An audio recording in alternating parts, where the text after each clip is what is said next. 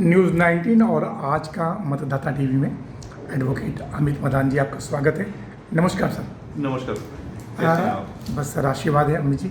और पूरे गाज़ियाबाद में एक जो चर्चा का विषय रहा कि श्री हर हर भोले बाबा सेवा समिति की तरफ से आपका विशाल भंडारा वहाँ चल रहा था और उसका समापन मेरे ख्याल से 10 तारीख को हो गया है। प्रेम जी, एक्चुअली हमारे पास परमिशन 19 अगस्त तक की थी। जी जी। क्योंकि यात्रा 19 अगस्त तक ही चलनी थी। किन्हीं कारणोंवश ये 7 अगस्त तक ही रखी गई। श्राइन बोर्ड द्वारा इसे 7 अगस्त को समाप्त कर दिया गया और उसी उपरांत आज सुबह ही मेरा वापसी लौटना हुआ। जी जी। आपने बाबा के दर्शन भी किए? बिल्कुल, थोड़ी सी खुले दर्शन हुए, बहुत अच्छे दर्शन प्राप्त हुए। एक मतलब आम जनमानस के लिए, क्योंकि आम जनमानस उतनी दूर तक पहुंच नहीं पाता, सोच नहीं भी सकता कि हम वहाँ दर्शन करेंगे, तो वहाँ का दर्शन करके आप आए हैं, कुछ अनुभूति, कुछ चीज़ें शेयर करिए आप। देखिए, वहाँ का माहौल, वहाँ का वातावरण सभी शिवमय हुआ है। हर तरफ हर हर महादेव की गूंज और सभी तरह लोग, सर तबके के आदमी लोग वहाँ पहुँच रहे हैं। सब अपनी आस्था में लीन होकर के पहुँच रहे हैं और पूर्ण विश्वास के साथ कि उन्हें बाबा दर्शन देंगे। जी जी जी। जो आपका जो भंडारा का जो समिति की तरफ से आयोजन होता है वो कितने वर्षों से चल रहा है? हमारी ये संस्था 2009 में स्थापित की गई थी। जी जी। इनके संस्था का पूरा नाम? श्री हर हर भोले बाबा सेवा समिति। जी जी। गाजियाबाद। ठीक है, ये 2009 में स्थापित हुई थी। इनके संस्थापक लेट श्री गिरीश कुमार पावा जी थे, जिन्होंने उसको स्थापित किया गया था। उसके बाद से हम लगातार लगभग 15 वर्ष आज हो गए हैं, लेकिन 2 वर्ष कोविड के कारण हम लोग ये सेवा नहीं दे पाए। इस बार 13वां विशाल भंडारा हमारा वहाँ आयोजित किया गया, जो कि पिस्सू टॉप कश्मीर पे स्थापित है। अच्छा। जो जो कि अमरनाथ जी गुफा के रास्ते में स्थित होती है, पहलगाम के रास्ते से जाते हुए। तो 13वां ये आपका भंडारा जी वहाँ पे था। अमित मदान जी, जो गाज़ियाबाद हुआ या दिल्ली हुआ या पंजाब के लोग, वहाँ बहुत सारे लोग वहाँ पे भंडारे का आयोजन करते हैं। लगभग 112 भंडारे वहाँ पे स्थापित। 112 भंडारे। 2 तरीके से रास्ते हैं, एक बाल्टाल से होते हुए जाता है गुफा के लिए, दूसरा पहलगाम से जाता है। हमारा वाला पहलगाम से रास्ते में जाते हुए चंदनवाड़ी के बाद पिस्सू टॉप जो है। तो जो यात्री आते हैं, जो दर्शन करने के लिए लोग आते हैं, उनको क्या क्या सुविधाएं आपकी समिति देती है सर? देखिए, हमारी संस्था से हमें जो होता है, जैसे 112 भंडारे वहाँ लगे जाते हैं, इन सबको परमिशन श्राइन बोर्ड से मिलती है। किसी को खाने की मिलती है, किसी को दूध की मिलती है, नाश्ते की मिलती है। हमें ड्राई फ्रूट्स और कैंडीज़ के वितरण करने का ही सिर्फ वहाँ से परमिशन था।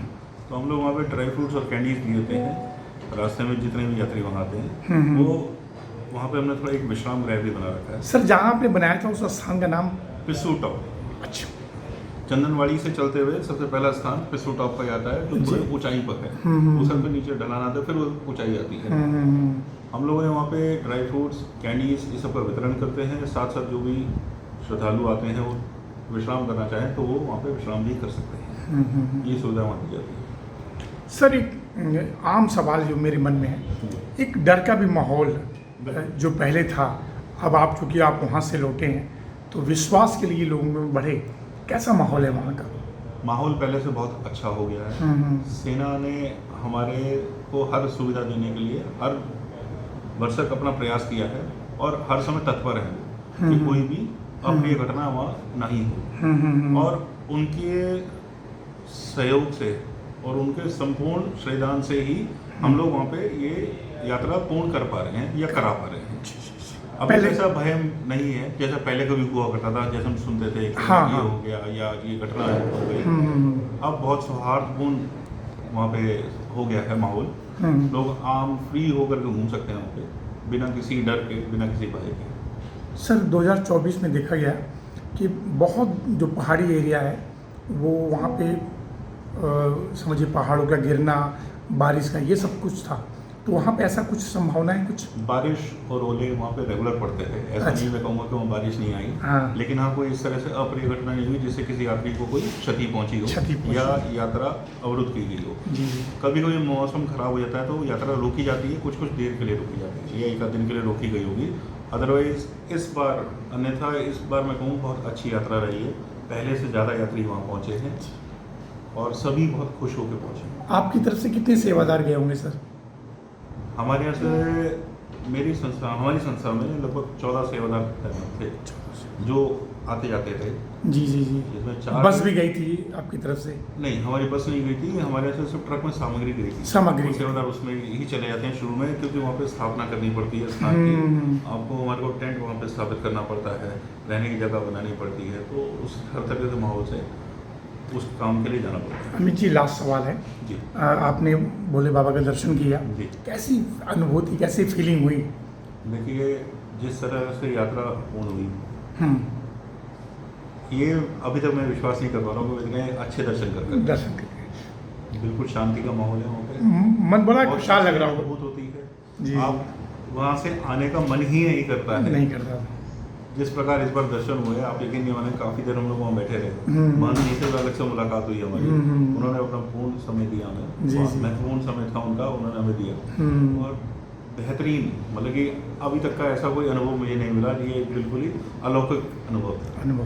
ओके अमित जी, चूँकि आप शुरू से काफ़ी सामाजिक हैं, जो पेरिस ओलंपिक में विनेश फोगाट के साथ जो सिल्वर की बात चल रही है, उनको डिस्क्वालीफाई कर दिया गया, उसके बारे में क्या कहना चाहेंगे आप? देखिए, सिर्फ सिल्वर दिलाना कोई हक नहीं होगा, ना उनके साथ ये न्याय होगा। मेरा मानना है कि ये बाउट दोबारा कराई जाए और उन्हें एक अवसर प्रदान किया जाए। अवसर प्रदान करना चाहिए और वो सिल्वर पे ही हम जो सीमित रहे, हम गोल्ड लेकर के आएंगे। गोल्ड लेके आएंगे, उनको एक देना चाहिए, मौका देना बिल्कुल चाहिए। बिल्कुल, एक अवसर बिल्कुल प्रदान करना चाहिए। ये उनके साथ न्याय उचित होगा। नीरज चोपड़ा को मिला है सर सिल्वर मिला है। खुश हैं हम लोग? बिल्कुल बिल्कुल बिल्कुल। देखिए, जितनी जिसकी क्षमता है, जितना जिसने काम किया, उतना उसको मिलेगा ही। प्रसाद के लिए या फिर कहते हैं उसका उतना रिवॉर्ड मिलेगा ही मिलेगा। राइट। तो विनेश को अवसर मिलना चाहिए। विनेश को अवसर मिलना चाहिए, बिल्कुल। और अवसर मिलेगा तो शायद गोल्ड भी बिल्कुल आएगा, आ जाएगा। सुनिश्चित करेंगे कि वो गोल्ड लेकर आए। एडवोकेट अमित मदान जी, एक सवाल और था। काफ़ी टैक्सेशन का नॉलेज आपको है। इस बार जो हमारी वित्त मंत्री सीतारमन जी हैं, उन्होंने मतलब बजट पेश किया था, टैक्सेशन को देखते हुए बजट कैसा रहा आपकी तरफ से? बहुत खास नहीं था, मेरा मानना ये है, लेकिन ठीक है। हम ये भी नहीं कह सकते कि बिल्कुल खराब रहा। हाँ, बट ठीक ठीक रहा। ठीक था। आम आदमी को या मिडिल क्लास आदमी को कुछ कोई खास राहत नहीं मिली। जो कि मिलनी चाहिए थी। बिल्कुल मिलनी चाहिए। बहुत ज़्यादा अपेक्षाएं थी, लेकिन उस पे खरे नहीं उतर पाए। लास्ट सवाल, मोदी जी का जो एक मिशन है, घर घर तिरंगा, स्वतंत्रता को लेकर, तो उसके बारे में कुछ बोलना चाहेंगे? देखिए, हर दिल में तिरंगा है। हर एक आदमी को ये उमंग लेके चलनी चाहिए कि हमारा राष्ट्र सबसे ऊपर है और स्वतंत्र है, लेकिन उस चीज़ का हर आदमी को स्वतंत्रता मिलनी चाहिए।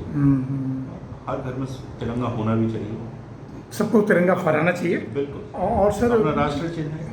हाँ, हमारे जो पूर्वज इतनी शहादत देके हमें आज़ादी दी है, हम लोग उसकी वैल्यू समझनी चाहिए सर। देखिए, तभी पता लगेगी अभी भी कितना हम लोग तनाव में रहते हैं, किसी तरीके से रहते हैं। जी जी जी। तो स्वतंत्रता मिली है, लेकिन उस हद तक नहीं मिली कि हर एक आदमी अपने एक्सप्रेशन को अच्छी तरह से, अधिकार को वो कर सके, प्रयोग कर सके। देशवासियों को स्वतंत्रता दिवस के क्या शुभकामना संदेश देंगे?